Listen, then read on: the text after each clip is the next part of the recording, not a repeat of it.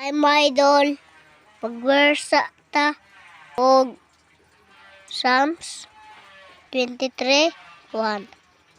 The Lord is my shepherd, I shall not want. Kay si Lord atong magbalantay sa tuang idol. Ana ba? Ako gani, bisan pa ko bibi pa ko. Pray ko, oy!